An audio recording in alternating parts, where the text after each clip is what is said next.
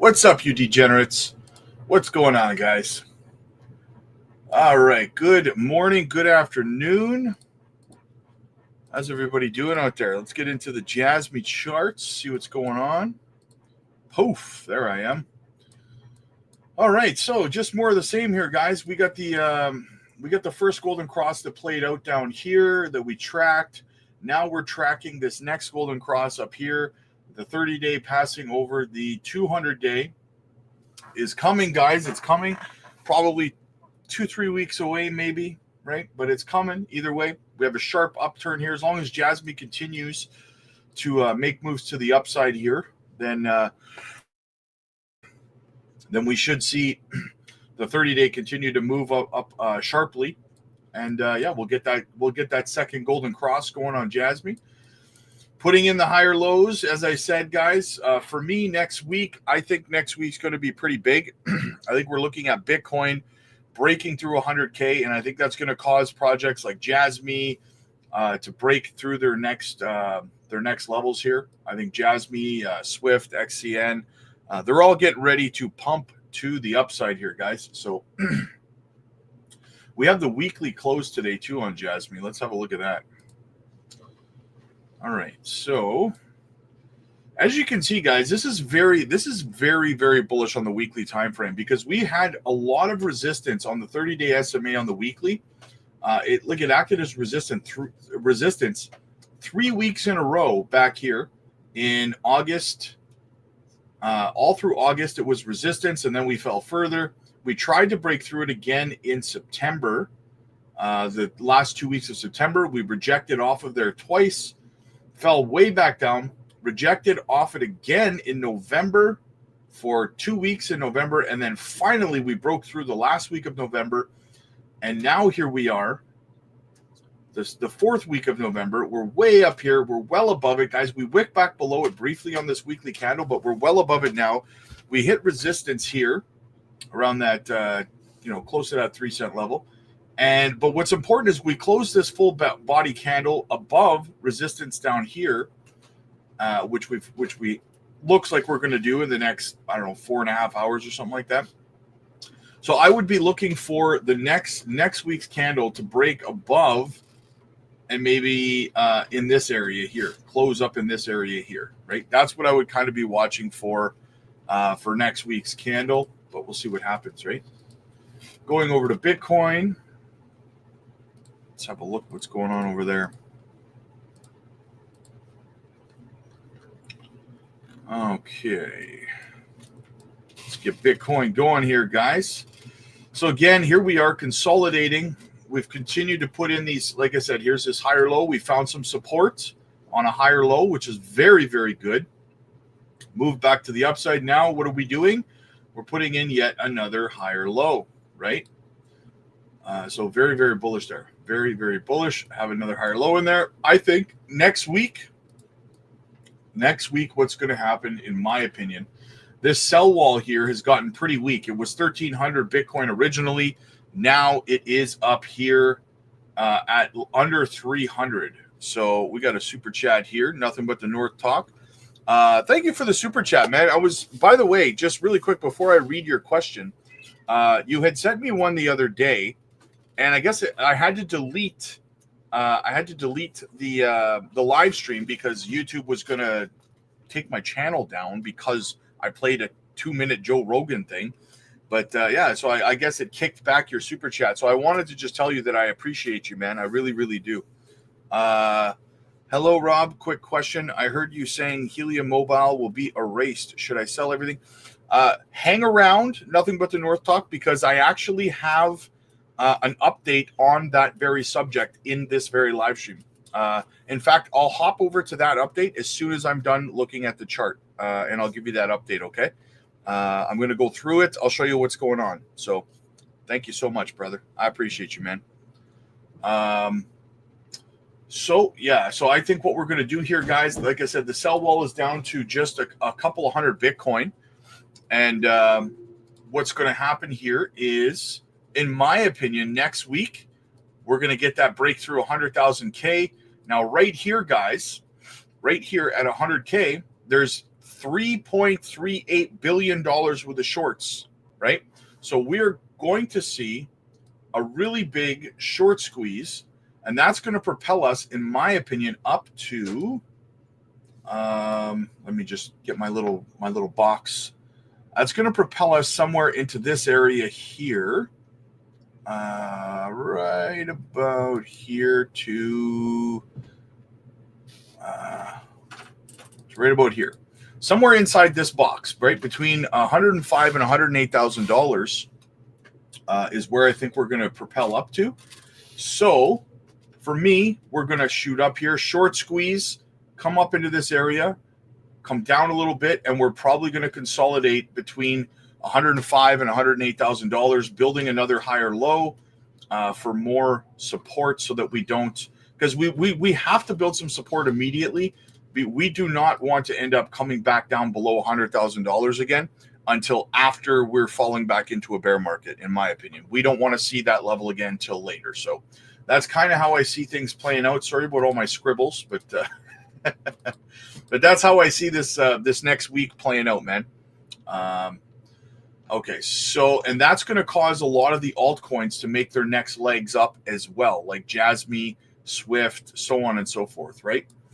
Now, let me go over to, I'm going to jump over to Mobile's update here first, because I'll find it. 1 second. 1 second.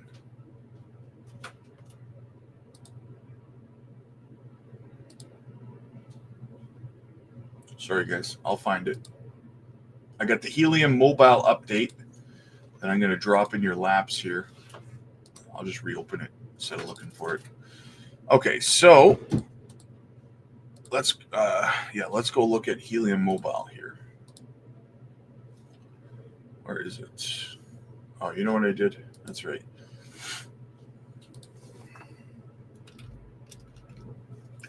Helium Mobile. I always like to get the proper link. All right, so a lot of questions about Mobile. What the hell is going on with these guys, right? They said that they were getting rid of the Mobile token and their IoT token, or whatever it's called. Where is it here? Yeah, they had their IoT token and their Mobile token, and that they were going to force everyone to migrate over to the HNT token. They were going to consolidate everything into one token, right? Now, I guess what happened was, I think this is the update here. So they had a vote on their DAO to determine what they were going to do, right? Hang on. So yeah, so they had a vote on what they were going to do about this. So getting into the vote. So say today, I think this is it. Today on the Helium community call, it was determined that the HIP 138, which is the proposal, is now fully passed across VHNT, vMobile. Means that upon implementation January 25th, all networks will be rewarded. Okay, so no, that's not it. Where is it here? Voting open. So they voted on, I guess, doing this, getting rid of Helium Mobile and IoT, and just migrating over to HNT. So I guess what happened was the vote failed to get rid of Mobile token, right? That didn't pass. It says Mobile Working Group Electronics. The vote is in. Congratulations, Keith. Blah, blah, blah, blah, blah. Working group. Thank you. No, that's not it either. I was reading it. Where the hell is it? I was already reading it. Well, this is Helium. Okay. Yeah. So anyway, that's the latest on it from what I gather. They did a community vote, and it did not pass to migrate, to get rid of the Mobile token, from what I understand. So that's the latest update on that. So now apparently they're not getting rid of the Mobile token, which is probably why, if we go over to the crypto bubbles, which is probably why Mobile is pumping like crazy, right? People are probably jumping back into it today. People dumped it because they thought that it was going to be gone, and now it's pumping like crazy because everyone's getting back on board. So that's kind of what happened there. It's back up 73% on the day, 129% on the week. So from what I gather, that is the latest and greatest on mobile token. Hopefully that makes sense. So yeah. All right, guys. So listen, how we do things here. The second half of the stream, we get to the comment section. I go through the chat. I go through everybody's questions and comments. So put your questions and comments over there. The first half of the stream, we go through the news. So I see some altcoin requests are already popping up in there. If you have an altcoin request, you want me to look at, you want me to do TA on or whatever, then there's a little tab at the top of the chat called goals. And that is where your altcoin requests go into, and I will look at your altcoins. All right. So let's get into the news otherwise, guys. Myria and Algorand. Algorand's pumping again, guys. Again. It's almost not fair to everybody else, right? I love it, man. I am a big Algorand holder. I remember 2 years ago, not last summer, the summer before, I think it was, when Algorand lost their top TVL provider, and everyone was fighting the project. Right at that time, Gary Gensler labeled it a security, and the price crashed down to like 8 cents. And you can go back on the channel and check for receipts. I did a video. I remember it distinctly. I was walking through my dealership parking lot, and I was doing a video talking about it. And I said, I'm buying a whole crap load of Algorand at 8 cents, right? Because listen, the team didn't change. The fundamentals didn't change. The layer one was still a phenomenal project. The speed and it's cheap for transactions. So I was like, there's no way I'm getting rid of my Algorand. I bought a whole crap load more, and I will tell you right now, I am very happy I did. I am up. We are up. All of you who were with me on that, look at that. We're up on the month. We're up 335%. So shout out to the Algorand family, guys. We stayed strong through the FUD and everything. Fantastic. Oh, here we go. I think I found the mobile thing right here. Check this out. So HIT 138 was approved by HNT and IoT voters, but failed to pass the mobile voters. As a result, HIP 138 passed, and no HNT will be deposited into the mobile treasury after the implementation date. The mobile treasury will not receive 2.9 million HNT, and the foundation will not burn 18.2 billion mobile from the Mobile Operations Fund. Implementation of the proposal. So proposal did not pass. Very, very nice. All right, moving on. What else do we have? All right, so just a reminder, guys, that Binance bought 800 million Jasmy yesterday. 800 million. Now, we had another fantastic conversation over on the Patreon last night. We do group Zoom calls over there. And we had another very, very interesting conversation, part 2 conversation of the whole Jasmy KPI goals. Can they reach $17? Are we going to get updates on the KPI goals? And the whole Binance removing Jasmy from the monitoring zone. And we were doing a lot of speculating on what the reason for Binance purchasing another 800 million Jasmy could possibly be. So, guys, you got to, if you want to join these conversations, you got to get over to the Patreon. We have them every night. We do group Zoom calls, and you can also schedule one-on-one coaching sessions with me as well. So get your butts over to the Patreon. You're missing out on some fascinating conversations. But absolutely, Binance dropped another 800 million Jasmy into their hot wallet. Guys, I think this means that the removal from the monitoring zone tag is going to be coming very, very soon, in my opinion. All right, what else do we have out there? All right, so Watcher Guru says total cryptocurrency market cap increased by over $1 trillion in November, guys. That is crazy. That's how you know that the bull run is kicking off, baby. That's how you know it's kicking off. Check out Robert Kawasaki. Kawasaki says Bitcoin is stalled short of 100K. That means BTC may crash 60 to 60K If and when that happens, I will not sell. BTC will be having a sale. I will buy more. I predict Bitcoin will settle around $250,000 in 2025. At this stage of the BTC process, price is not as important as how many BTC you acquire. I want more. Take care. I agree with everything that he said, except for it falling down to 60K. I think that's a stupid assessment of the markets. But I don't think he really does any TA, and it shows a lack of experience in the 4-year cycle.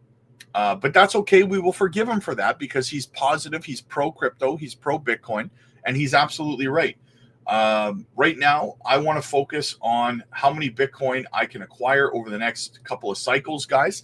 That's why another thing we're doing over on the Patreon is we're helping everyone become whole coiners through the next bear market, right?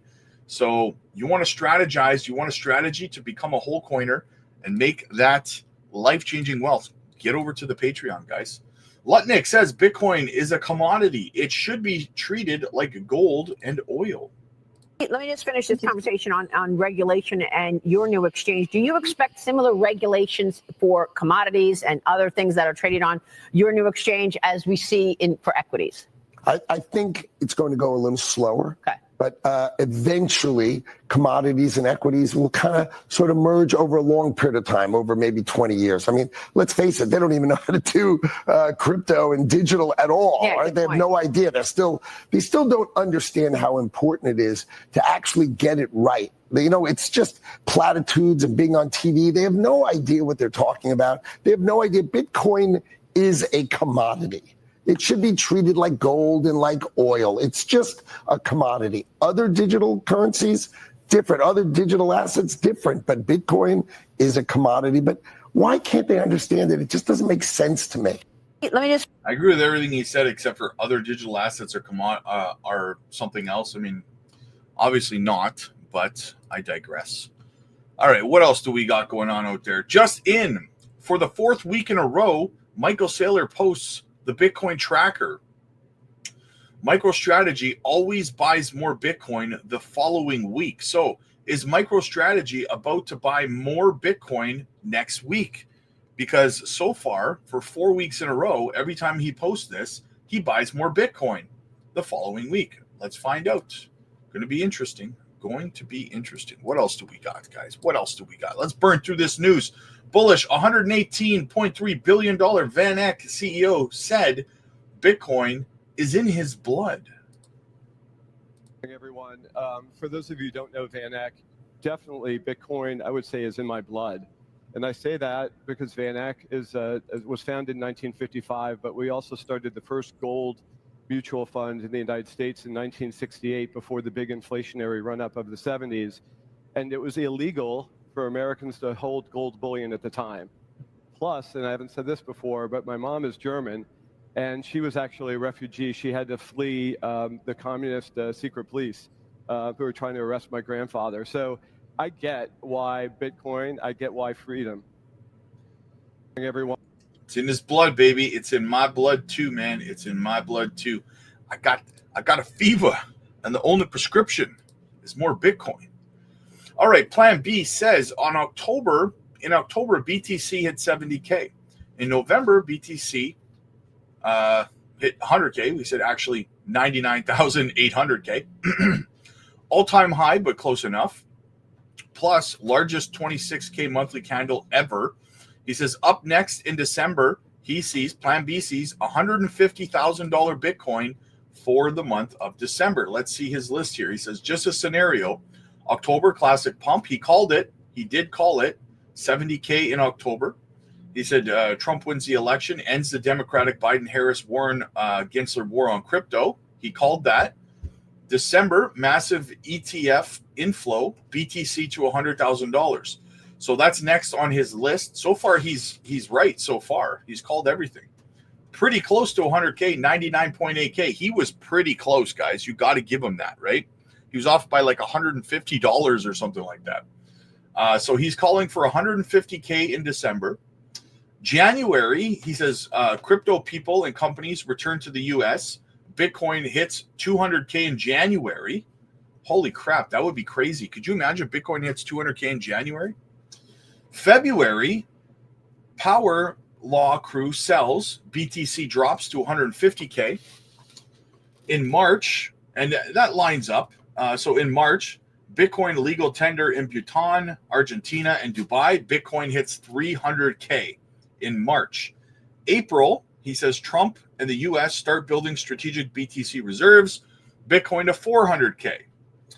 He says in May, other countries except the EU, join the rat race, Bitcoin to 500K.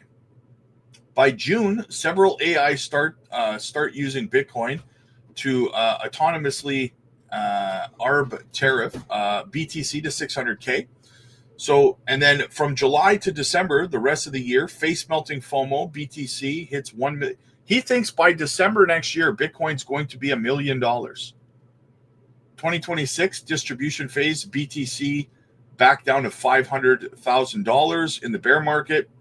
2027, in the bottom of the bear market down to $200,000. So interesting predictions here by Plan B. Now, do I agree with all of it? I don't think so. I think that's crazy. I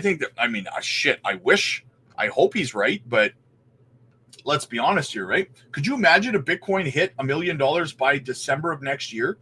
Could you imagine what the altcoins would do in terms of price action? Holy crap, would that be crazy, guys? But I do have to say this. So far, he's 2 for 2. 2 for 2 so far. He called a 70K Bitcoin in October. He got that. He called for Trump to win the election and the war on crypto would end and Bitcoin to 100K in November. He got pretty close, guys. He got within like $140 of $100,000 in November. You kind of got to give him that one, right? So he was close. So now we're going to monitor December and see if it hits 150K in December. Massive ETF inflows, BTC to 150K. So I'm going to save this, and we're going to track this, guys, as we go along here. We're going to track it. Very, very fascinating. But that would be absolutely crazy, right? That would be absolutely crazy. Plan B with the wild predictions. I do have to preface, guys, that he did call for some crazy prices last bull run.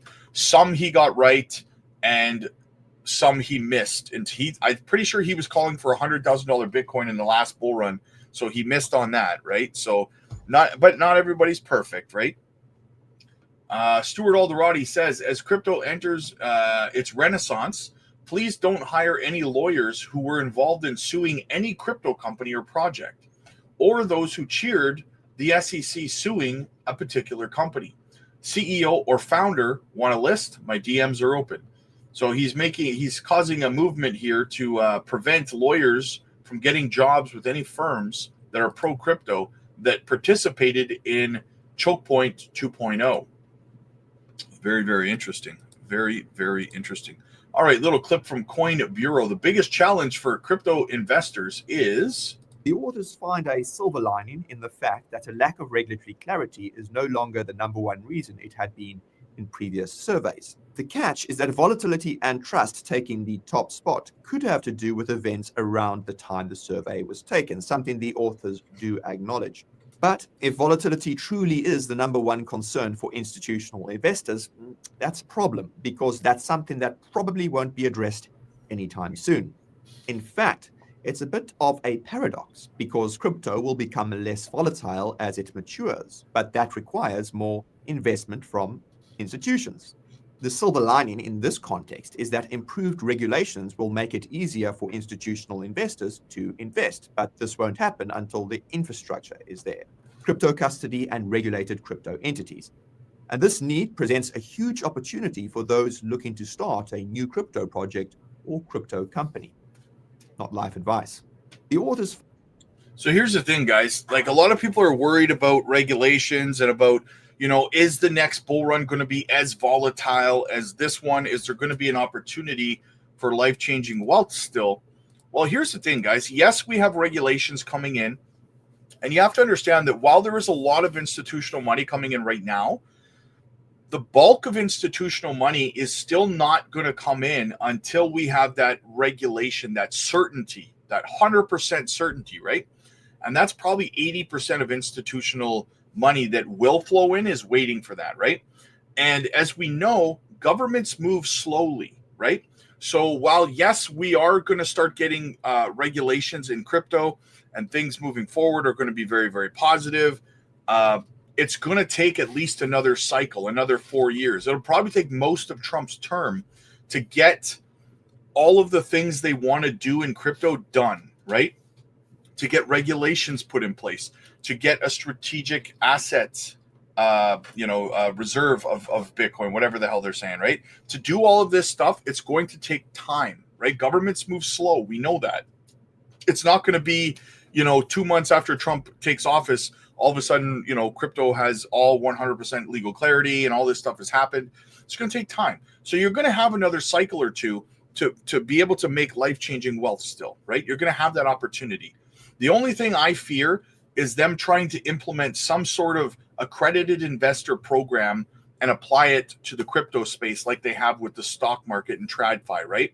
Where you already have to have over $1 million as an investor to be able to buy into brand new companies, for example, right? Like Ripple. You can't buy Ripple stock unless you're an accredited investor kind of thing, right? So what happens is these companies, these accredited investors, these TradFi big money people, they're able to buy into brand new companies when they're penny stocks, essentially, right? And then they accumulate and they wait for the company to go public.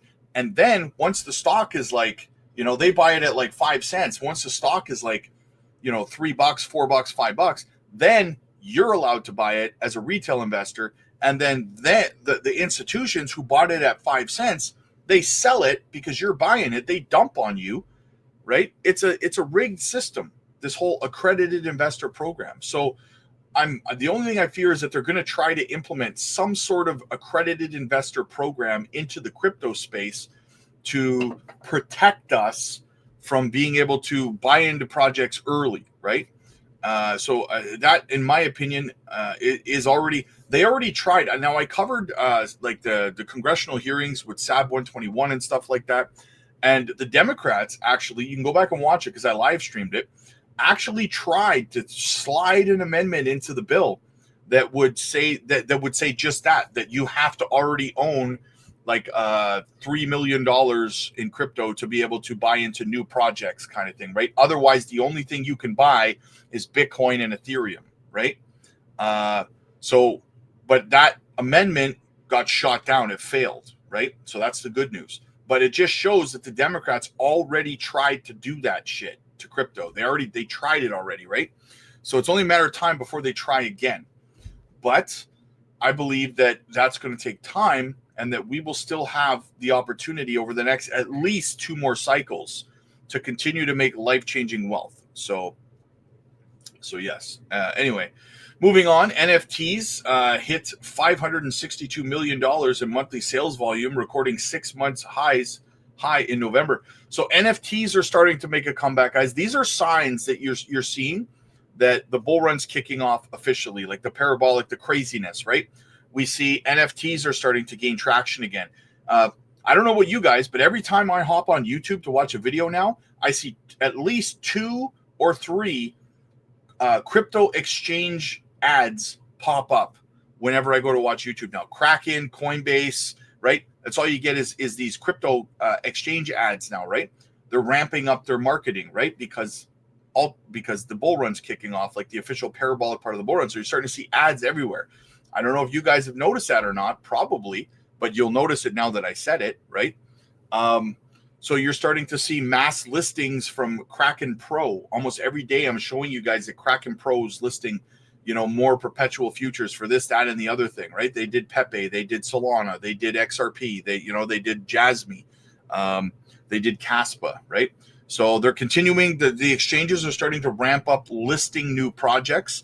These are all signs, right, that the bull run is kicking off. You're also starting to see a lot of new content creators putting out outrageous price predictions for cryptos, especially like targeting the XRP community and stuff. with just ridiculous price targets, right? I did a video over on Crypto Blueprint today, my other channel, which by the way I'm dual streaming right now, about XRP and about how they're calling for an $18 XRP before the end of December, and I'm just like this is crazy. This is craziness, right? So yeah. Anyway, those are all signs that we can see that we know that the parabolic part of the bull run is starting to kick off, right? So learn to identify these things so that the next bull run, you guys are like, oh, yeah, the exchanges are starting to do advertising. Yep. Crazy price predictions are coming out. Yep. NFTs are getting popular again, right? You start to see this stuff and you're able to identify, right? So fiat forces you to gamble just to maintain your same level of purchasing power. Bitcoin fixes this. Investment is hard and saving should be easy. Saving is essential for us as a civilization. And what fiat did is it took that away from us. And then it forced everybody to become an investor, or more accurately, a gambler, because the money itself is constantly changing in value. Investing is becoming more of a crapshoot. So basically, you need to be a junkie watching the Fed and following all of the world's central banks. And you need to learn macroeconomics, and you need to learn what all the central banks are doing, and you need to understand how commodity markets work. You need to do all of those things just in order to be able to save and keep the money that you've already earned. That's the criminal thing about it. I've already earned that money being a doctor, being a dentist, being an athlete, being an engineer. I built a house for somebody and I got that money. And all I want to do is just make sure that I can have it 10 years from now. The only way to do so is to become a crappy engineer, because you have to spend half your time not doing engineering and instead spend half of that time learning about Japanese central bank monetary policy. Investment. Yep, exactly. It's a scam. It's a scam. It's a sham scam. What else do we got, guys? Altcoin season starts now, according to Crypto Rover. As we can see here, 1,050 days before it starts, kicked off here. So he says we are headed for, this is Bitcoin dominance, by the way, that we're looking at, just so you know. So we've worked our way up. Now he's expecting a big crash down in Bitcoin dominance. So let's go have a look at Bitcoin dominance and see what's going on. Firstly, the Dixie continues to work its way downwards. That's very, very good for crypto as well. We want to see the DXY continue to fall. If we go over to the Bitcoin dominance, yes, Bitcoin dominance continues to collapse to the downside. Another very good sign, guys, that altcoin season is getting close. Now listen, I mean, Bitcoin's going to continue to go up, though, even though Bitcoin, I know it sounds counterintuitive. Someone said to me a couple days ago, that doesn't make any sense. Bitcoin dominance is going down, but the price of Bitcoin goes up. Yes, that's what happens, right? I'm sorry. It's what happens. Bitcoin's price continues to go up, but Bitcoin's dominance continues to go down because more money is coming into the space, but it's going into the altcoins. That's why the dominance comes starts to go more towards altcoins. So anyway, so the Bitcoin dominance continues to fall to the downside. And then if we go and look at the altcoin season index, we can see as well that we're at a 71. So is this a sign that altcoins are going to go nuts in December, maybe December, January, February? Are we going to start to see altcoins really start to go crazy? Very, very possible, guys. We're at a 71 on the altcoin season index. So, and we're seeing Bitcoin dominance starting to collapse. These things together start to tell me that altcoin season is at the least bit near, very near. So keep an eye on that, guys, for sure. All right, what else do we have going on? Close that up. Let's get into an article here. We haven't gone through any articles yet. Countries assess Bitcoin for national reserves. Bitcoin's recent surge to record levels has prompted nations such as the United States, Brazil, Poland, and Russia to consider integrating Bitcoin into their official reserves. This financial strategy reflects a growing recognition of Bitcoin's potential role in national economies. In the United States, a significant proposal is underway to create a Bitcoin reserve. Senator Cynthia Lummis of Wyoming has introduced a Bitcoin law, the Bitcoin law, aims to produce 200,000 Bitcoin annually for the next 5 years.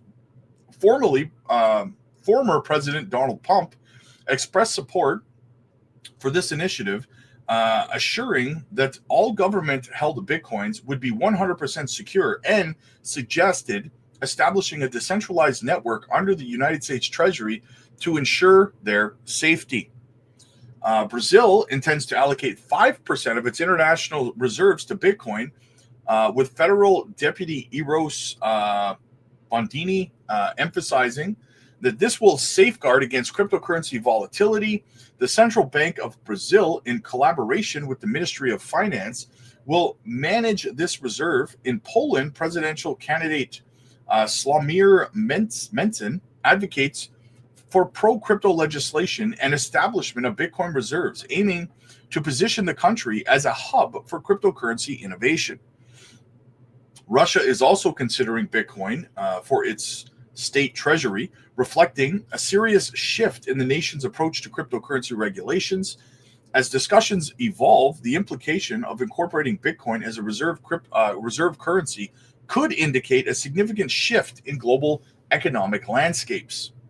The potential integration of Bitcoin into national reserves suggests a notable shift in economic strategies, reflecting a broader acceptance of cryptocurrencies. However, the feasibility and consequences of such initiatives remain to be fully understood. Yes, so we'll see what happens, guys. All these countries are adopting Bitcoin. Very, very bullish, man. Very, very bullish indeed. All right, what else do we got here? The internet arrived in 1983. By 1999, 4% of the world was using it. Bitcoin arrived at the end of 2008. Today, only 6% of the world owns it. Crypto, mostly Bitcoin, owns crypto and mostly Bitcoin. You are still early in crypto, like XRP, XLM, Quant, HBAR, Jasmy, Algo, etc. By 2030, people won't believe you got XRP under $50. That is a very interesting way of looking at it, and I do tend to agree. Guys, if you compare it, and the thing is that Bitcoin and crypto have actually had a much, much stronger adoption curve than both the internet and cell phones. We've talked about that in the past. So very, very interesting perspective, which I tend to agree with. Going back to the narrative of countries, we got Hong Kong to go big on Bitcoin. Hong Kong to remove tax on Bitcoin and crypto gains for investment funds. They're incentivizing these investment funds, so big money in Hong Kong, to start getting into crypto, guys. Massive, massive news there. All right, what else do we got? Crypto bull run continues as South Korea pushes back taxation. The crypto community is buzzing with excitement as Park Chan-dao, the floor leader of South Korea's Democratic Party, confirmed that his party has agreed to delay the taxation on cryptocurrencies for an additional 2 years. The decision follows extensive discussions with Park stating that further reforms to the current system are necessary before implementing any tax measures on the industry. Speaking at a press conference in Seoul, Park highlighted the necessity of additional systems improvements and stated that now is not the right time to introduce taxes on crypto assets. He explained that more time is needed to fine-tune the regulatory framework before imposing taxes on digital assets. At this point, it is clear that further regulatory adjustments are necessary, Park remarked. This move comes amid ongoing regulations surrounding crypto. So, guys, Hong Kong, as I just showed you, getting rid of taxes for institutional investors into crypto. South Korea, pushing back, adding any taxes to crypto for 2 more years. Do you see what's happening here, guys? Do you see what is happening? What else? Let's listen to Michael Saylor for a moment here. Says Michael Saylor owns Triggered News Anchor. Look at this. Because they expect because they want to sell it eventually, Michael. I mean, let's be honest. Most of the people who are, yes, sure, some people pass it on to their children, but like most of the people who are buying assets at some point want to sell the assets at a profit. So let me say it a different way. Well, despite declines for Bitcoin today, MicroStrategy shares, well, they're higher. TD Cowen raising its price target on the stock to $1,560. That's $1,560 after MicroStrategy increased its Bitcoin holdings by another 12,000 Bitcoin. The total holdings about 205,000 now. Joining me now, MicroStrategy Executive Chairman Michael Saylor. Michael, it's good to see you. It's been a little while. Thanks for having me, Julie. So I want to start. I know that you're bullish on Bitcoin. I think everyone knows by now that you see a long-term store of value in Bitcoin. And you have said that you see it as digital property as opposed to thinking of it as a digital currency. So if you could help me understand, as you add more to the company's balance sheet, what the sort of end game is for those holdings on MicroStrategy's balance sheet. Yeah, well, we think Bitcoin is the highest form of property. It's the apex property in the world, and it's the best investment asset. So the end game is to acquire more Bitcoin. Whoever gets the most Bitcoin wins. Well, there is no other end game. But Michael, I guess what I'm trying to understand is, so if I think of it as digital property, and I think of analogies, right? I think of a real estate company that buys property and holds on to other kinds of property. They may not be the apex, but whatever kinds of property. I think of an asset manager that buys all kinds of different assets.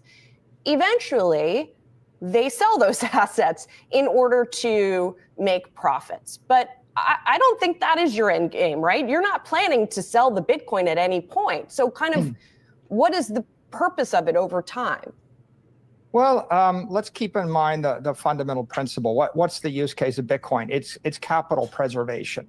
So if you have $1 billion and you live in South America, or you live in Asia, or you live in Africa, and you want the capital to last for 100 years, you're not going to want to buy $1 billion company or $1 billion building or $1 billion of land in any place in Africa. You're going to have to find some other form of property that you can hold for a long period of time. Let's take New York City. Developers of New York City in 1776 didn't have an end game. They've been raising capital to invest in New York City real estate at the all-time high for 300 years. If you went and talked to them today and you said, what's your end game? They would say, well, we're going to keep investing in New York City. If you've ever talked to a person that owned an apartment in New York City, no one aspires to hold the apartment for a few years, sell the apartment, and move out of New York City.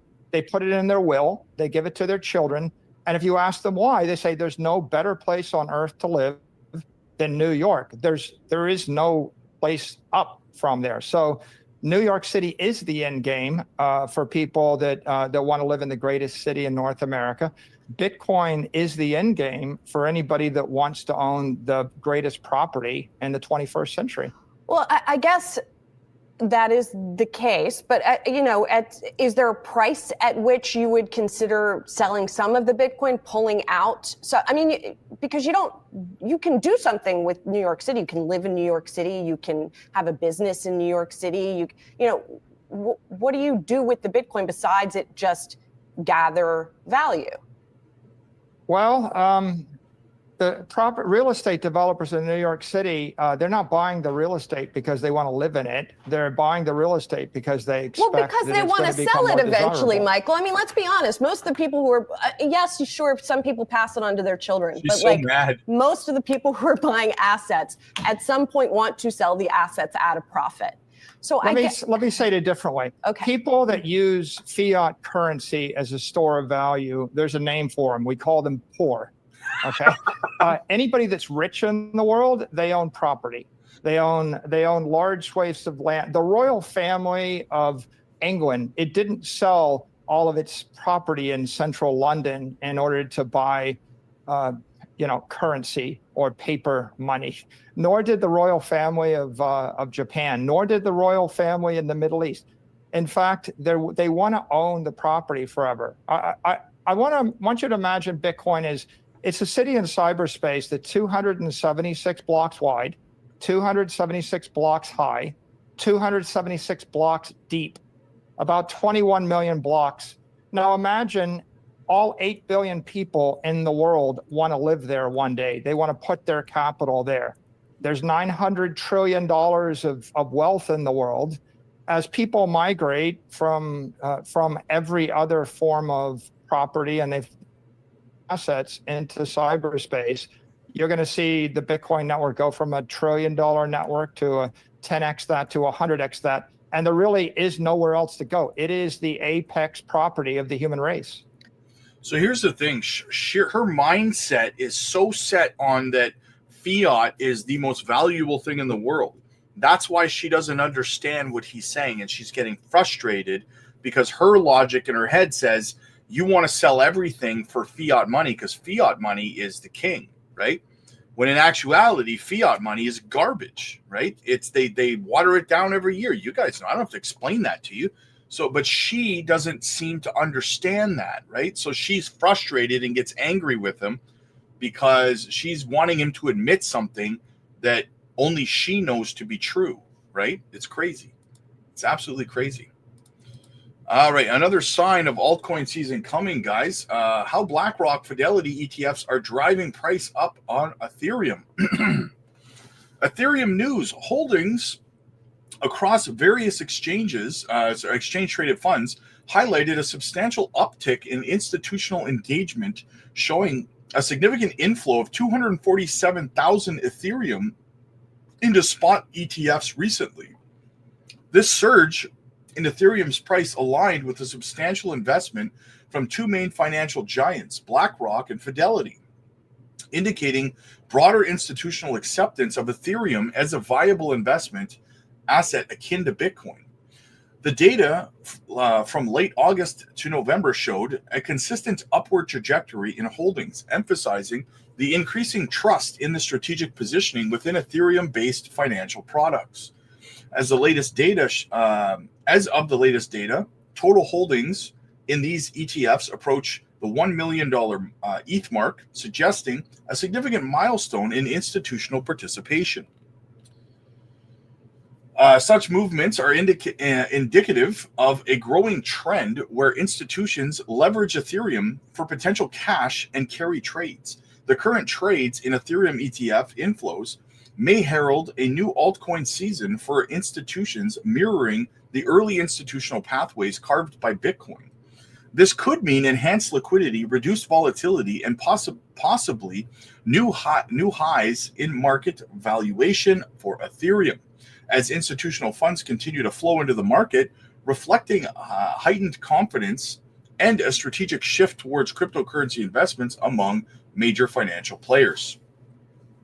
The short position in ETH futures by hedge funds on the CME revealed an intriguing trend of escalating short positions against the backdrop of rising prices and overall institutional interest. Since April of 2021, hedge funds have notably increased their bets against Ethereum, with a stark rise to the highest levels of short positions recorded by November of 2024. The price of Ethereum showed a general upward trend throughout this period, with a price peaking at around 80K in the latter part of 2024. Concurrently, short positions by hedge funds also surged, illustrating a stark contrast between the increasing price and the growing pessimism among these institutional investors. The pattern of high short positions, particularly peaking in late 2024, aligns with the growing interest in long positions and the influx into Ethereum ETFs. The implication here was that the hedge funds might be leveraging a cash and carry trade strategy, whereby they go long on spot markets, and short on futures to exploit market inefficiencies and hedge against price movements. Such strategic positioning suggests that the current market dynamics are largely driven by institutional maneuvers rather than retail investor actions. So basically, big money is betting, or they're buying spot ETFs, but they're also shorting spot Ethereum ETFs, but they're also, on the other hand, shorting Ethereum at the same time. This trend indicates a sophisticated market play where hedge funds anticipate either a potential downturn in ETH or are setting up defensive positions while capitalizing on the ETFs and long strategies in the spot market. November marked a record for the highest stablecoin net outflows from exchanges since April, indicating a substantial number of traders locking in profits from Ethereum's price surge. The bars show a clear dominance of outflows over inflows, suggesting that a large volume of capital is exiting exchanges. Despite these outflows, Ethereum's price continues to rise. This resilience in price amidst high outflows, and it was indicative of strong underlying market confidence and possibly a reduced effective supply on exchanges, which can exacerbate price movements due to the limited liquidity. The pattern of profit taking and subsequent outflows of funds was likely underpinned by investments from institutional entities such as BlackRock and Fidelity, whose Ethereum ETFs have contributed to increased buying pressure. The strategic management of these large-scale investments might be the cause the price might be causing the price to maintain its upward trajectory despite significant outflows. Looking ahead, the redeployment of these funds into altcoins or their reservation for buying during potential future dips could further influence Ethereum's market dynamics. So, a lot of inflows happening on Ethereum ETFs, guys. Very, very bullish. We're starting to see the adoption of the Ethereum ETFs. You love to see that. The price target of Bitcoin's bull flag, according to Crypto Rover, is $120,000 on this next breakout above $100,000. What else do we got here? So, according to Mr. Crypto, alt season has officially begun. This is Bitcoin dominance we see here. This was last cycle, 2021, right? 2020, 2021. We saw at the end of the year, massive bull green candle, and then we had a bearish, fully encompassing candle, and then dominance. This is Bitcoin dominance, and then it completely collapsed to the downside. Here we are once again. We have this bearish engulfing candle right beside this bullish one. So are we about to see Bitcoin dominance do the same thing here that we saw back here? And that's when altcoins start to go ballistic.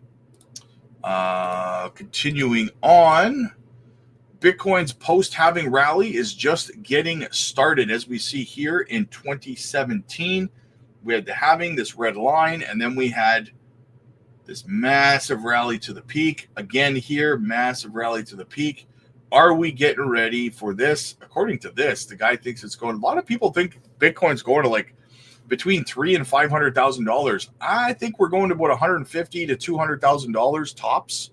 That's just my opinion. I could be wrong, but either way, hell, I'll take it, right?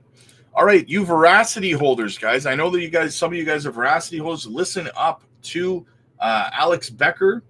A little bit of a tip or a little bit of a positivity on Veracity. Similar coins to Palm. There are similar coins, for example, like Veracity's really damn good and similar to AOS. Veracity's really damn good. Yes, I concur with that. I definitely concur with that. I do hold Veracity, love Veracity. All right, so what else do we got? Brian Brooks, guys. This is one of the candidates for the new head of the SEC, managing partner at Valor Capital Group, explains Ripple isn't trying to replace the U.S. dollar. So the point that I always try and tell people is, the biggest issue that I always try and focus on is cryptocurrencies are really not about currency. And the biggest misunderstanding of this whole discussion is the belief that if crypto is not doing a great job of replacing the U.S. dollar, then crypto is failing in its mission. And what I think we'll talk about a little bit today is the idea that most of crypto is about replacing the centralized banking system with networks that allow user control versus bank CEO control. The crypto assets that have prices are more like internet stocks. It's more like you bet on Google if you think there's going to be high internet traffic, and you short Google if you think people are going to go back to the post office, right? But it's not that Ethereum or Ripple or anything else is trying to replace the US dollar. It's trying to replace a system of transmitting value. And we'll talk a lot more about that. So for me, the prices are not that relevant any more than Google's volatility is. And in the early days of Google, that was super volatile. So the point that I showed a video yesterday of a some content creator, and he was explaining over on X that Ripple and XRP are going to take over Swift. They're going to replace Swift. No, they're not. They're trying to work with Swift. They're not trying to replace Swift, guys. You got to be careful who you listen to, right? Let's look at some charts here, guys. We got XCN, little Onyx coin pump action going on, setting those higher lows.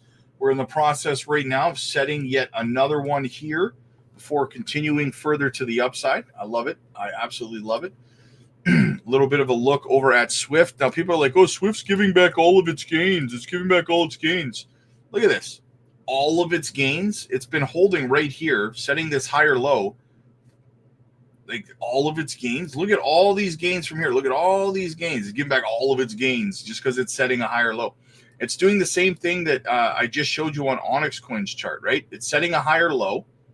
It's going to, ping pong here, build some support, and then it's going to come up again and put in another higher low. Same thing that most altcoins are doing right now, right? So yeah. All right. We got a little bit more to get through here, guys, before we get into the chat. Binance steady Coinbase drops as Bitcoin reserves trends analyzed. So basically, Binance reserves for Bitcoin are steady and Coinbase reserves are dropping. The world of crypto is experiencing a silent yet significant transformation. The decrease in Bitcoin reserves on centralized exchange platforms. Now, we talk about this all the time over on the Patreon. We have group Zoom calls and we have some very interesting discussions.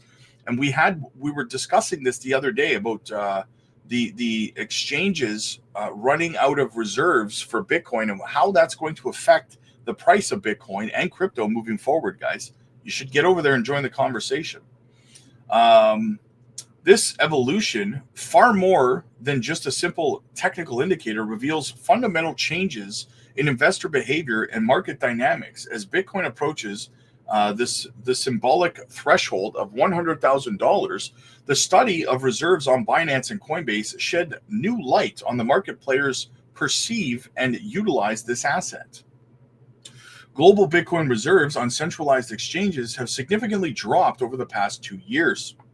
Indeed, they have decreased from 3.3 million Bitcoin in 2022 to only 2.5 million Bitcoin in 2024. This overall decline reflects a growing adoption of self-custody solutions, yet marked differences remain between the major platforms. Binance, the global leader in exchanges, has maintained relative stability in its reserves, which rose from 579,000 Bitcoin at the beginning of the year to 586 Bitcoin in November. Conversely, Coinbase, which attracts a predominantly institutional clientele, reported a notable decrease, with reserves falling from 993,000 Bitcoin to only 790,000 in November. This divergence heightens user preferences. Institutional investors are interestingly opting for cold storage solutions, which reduces their dependence on exchanges, states CryptoQuant. In contrast, Binance remains a stronghold of active trading.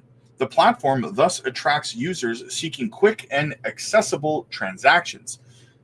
These data reflect the differentiated roles these platforms play in the ecosystem.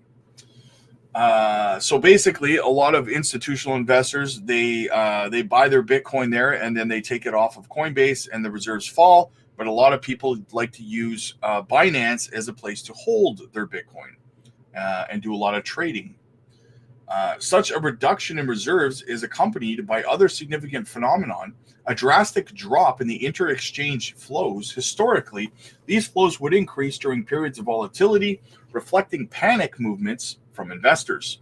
However, these movements are currently at historical low levels. According to CryptoQuant, this evolution marks a step towards a more stable and optimistic market. Investors seem to favor long-term holdings, thus moving their assets away from platforms where liquidity or security risks are higher. This transformation is not without consequences. The decrease in immediate selling pressure could support prices as Bitcoin is currently hovering around $96,400. However, the concentration of liquidity on platforms like Binance could pose issues during peak activity periods. Such a situation risks exacerbating liquidity constraints in the event of a sudden surge in volume. This evolution highlights the importance of balanced reserve management in an ever-changing market. In the coming months, as Bitcoin approaches the symbolic threshold of $100,000, investors and analysts will closely monitor these dynamics. The decline in reserves on exchanges, coupled with the rise of self-custody, could well reshape the contours of the crypto ecosystem. So, reserves continue to fall on Coinbase.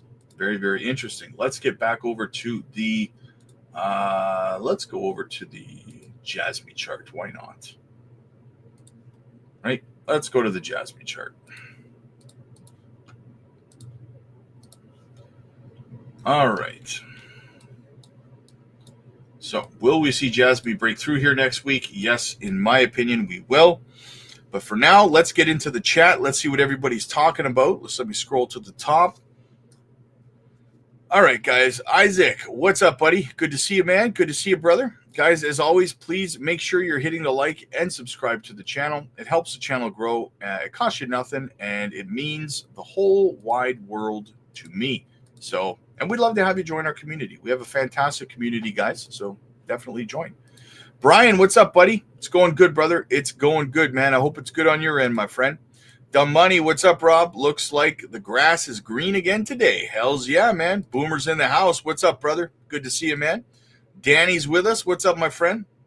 Holmes, what's up, fam? Good to see you, brother. Good to see you, man. Paul, yeah, I've made it on time. Jasmy to the moon. My bags are loaded. Rob, you are the man. Paul, you're the man too, brother. I appreciate you, man.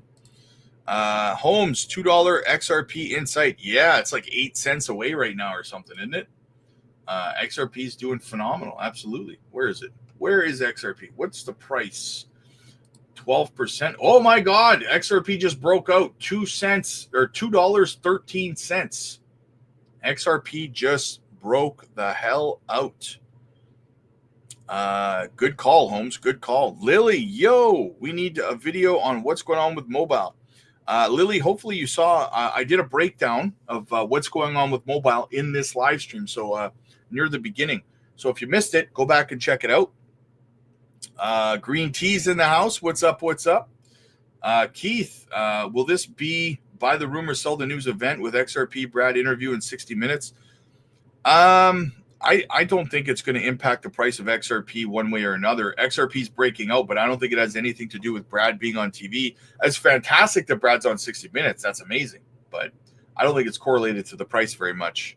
I don't think it's going to cause a crash or anything. Lord of the Realm, what's up, man? Good to see you. Good to see you. Alex, Rob, where do you see Jasmy by the end of the month? Man, I get asked that question like 4 times in yesterday's live stream. I get asked it every day. By the end of the month, I mean, it depends. If Junction launches this month like it's supposed to, then, I mean, we could see around a 8 to 10 cent range, I think we could see. Depends. I mean, that could be a massive catalyst. You combine that with the potential of Binance removing it from the monitoring zone because Junction is launched, you could see higher prices, right?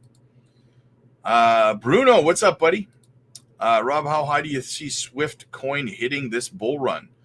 I mean, a lot of people calling for $1. Me personally, man, if you can hit between 20 to 30 cents, I would get out at that point if it was me, right? I'm getting out around 10 cents. But if you can hit around 20 to 30 cents, if that's what you're looking for, I wouldn't bet on it going any higher than that. I like to front run the market though, so keep in mind that my predictions are always very conservative, right? Michael, hey Rob, does XEN have its own stable coin? They actually did have a stable coin, but it didn't work out. They launched a stable coin about 3 months ago called VUSD, but it got hacked. So they gave up on it.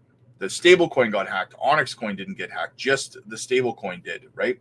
So they reimbursed everybody for that, and then they got rid of the stable coin. So They'll probably just go with USDT since they are an ERC20 ecosystem, right? So, Fax, what's up, buddy? If BTC started shooting up that fast, that would mean BTC dominance is going through the roof while alts capitulate. I love wild predictions that come true. Alts are pumping lately strictly because BTC dominance has been going down. Yeah, you're right. Bitcoin dominance chart is like the holy Bible for altcoins. Agreed. Earl, what's your Caspa price 2025? I think Caspa has the potential to get anywhere between $3 to $5 in this bull run, but I'll be exiting much sooner than that because I always front run the market, guys. If you want to get together and have a solid exit strategy that's going to ensure that you get out with fantastic profits safely, then you got to get over to the Patreon and you gotta join our group Zoom calls. You got to schedule your one-on-one coaching sessions with me. We will help you design an exit strategy that's going to help you exit these markets efficiently, man. XRP is going to hit $5 by the end of the month. I mean, it would be nice. It would be nice. I don't know if it's going to hit it by the end of the month, but who knows? It looks like altcoins are about to start going parabolic, right? So, I mean, who knows at this point? Are we going to pump on Jazz? Yes, we are, in my opinion. Hello from Europe. Jasmy will have a big crash when we'll reach. Jasmy's going to have a big crash. I don't know what chart you're reading, my friend, but I see a massive pump coming on the Jasmy chart. Jasmy 64 cents, possible.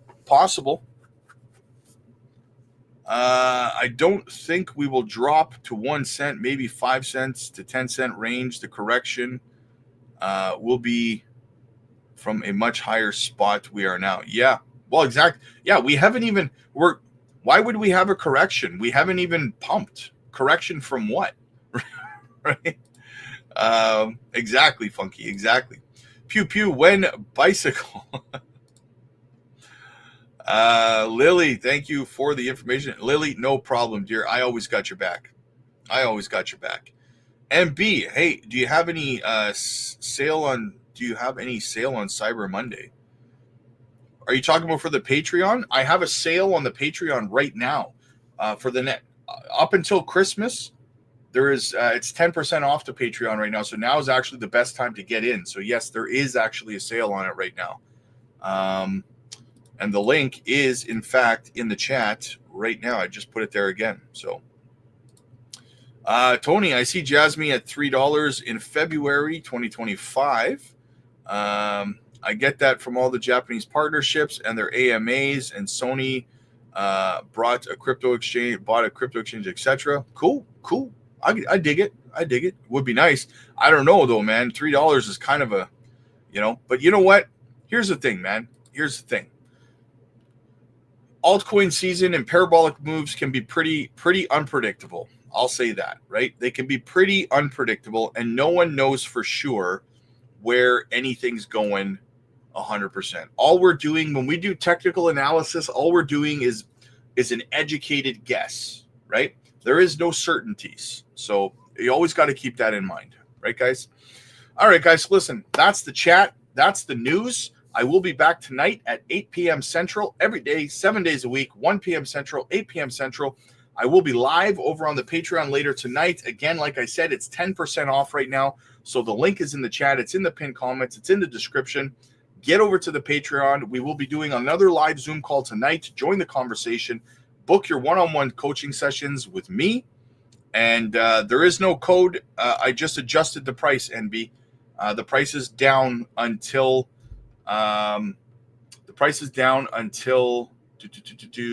Christmas. So there's you don't have to. I don't think you have to punch in a code. So, you know what I will do though? Let me go and I'll get another link and I'll put it in the chat here. 1 second. I'll get the promotion link for you.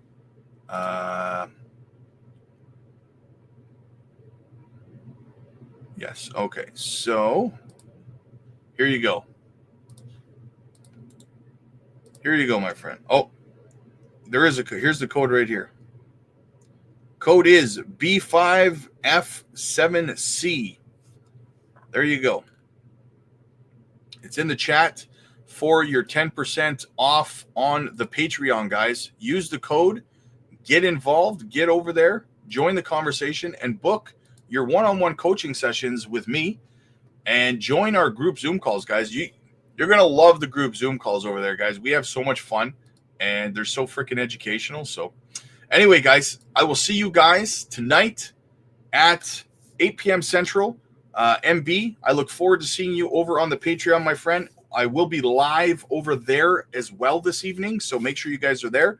And like and subscribe to the channel. I'll see you guys later.